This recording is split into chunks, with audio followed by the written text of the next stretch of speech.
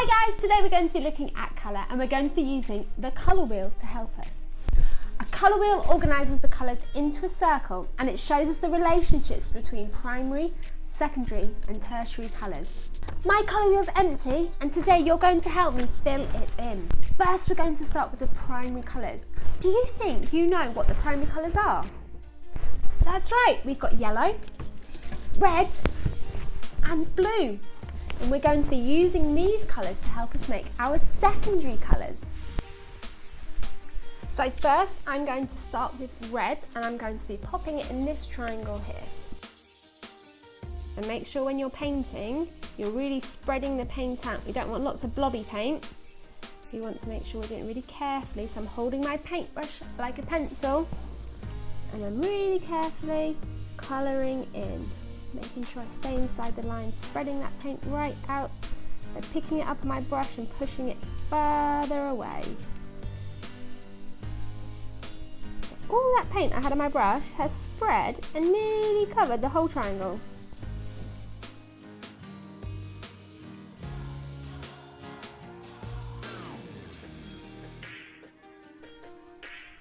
It might be, guys, that you want to turn your paper around and that will help you to reach those trickier bits. There we go. So now I'm going to clean my paintbrush in my water. Nice clean paintbrush. Now I'm going to add my yellow in this triangle here. So I need to miss a triangle and my yellow, my other primary colour, is going to go down here. Remember, you can turn your paper around.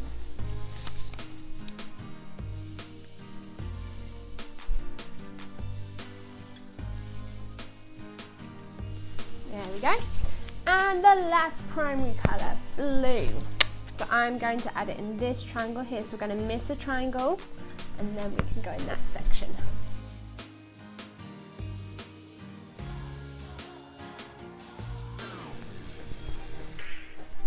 Super! Now we're ready to start adding our secondary colours. Now our secondary colours are when we mix our primary colours together. So in this segment, I'm going to mix an equal part of my red and yellow together. What colour do you think I'm going to make? That's right, orange! So I've got my red and yellow paint. So I'm going to take some of my red. And it will be ideal here if you have a separate palette. I'm going to take about the same amount of yellow, give them a good mix up, and then we can start adding that in the middle. There we go, look at that orange. Clean my brush off again and now I'm ready to mix my next two colours. So let's do yellow and blue. What colour do yellow and blue make? Green, that's right. So take some of my blue and I'm going to get the same amount of my yellow again. Give them a good mix up. And there I've got my lovely green. And just spread that paint right out. Can you see where I've got these really wet bits? I've got all this lumpy paint. I need to spread that right out.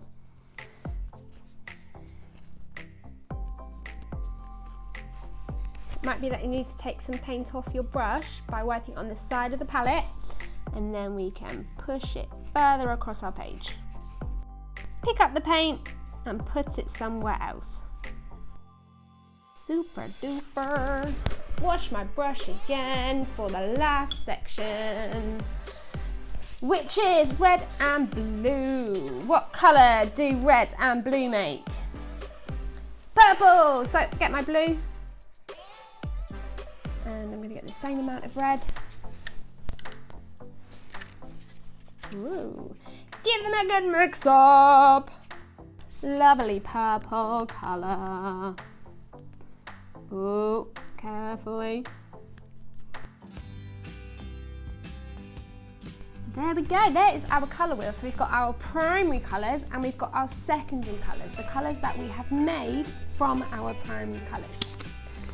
Now what you can do, now you've got all these fantastic colours in your palette, you're going to get another piece of paper and you're going to use a mixture of paint brushes to create some cool, quirky marks on your paper. So this is just a chance for you to explore. So I've already got purple on my paintbrush, so I'm going to have a go, maybe doing some lines. Ooh, so my brush is really dry here, so I haven't got a lot of paint on, and that's what's happening. So add some more paint on my paintbrush, and then I'm going to try maybe some swirls.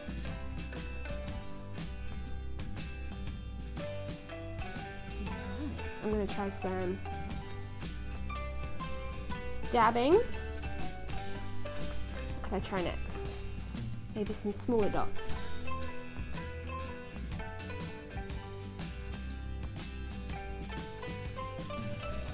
I'm going to try some flicks.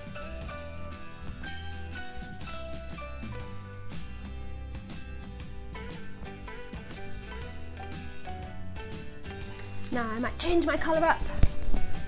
I'm going to go with a yellow.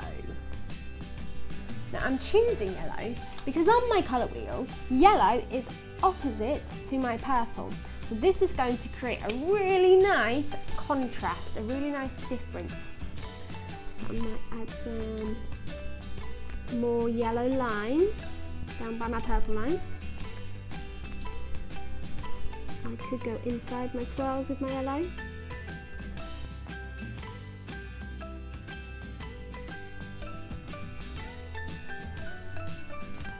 So really carefully hold it like a pencil, and that will help you control it really carefully, really slowly.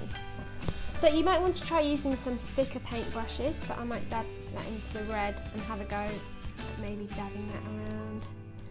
Maybe you've got some bigger paint brushes you could have a go at using.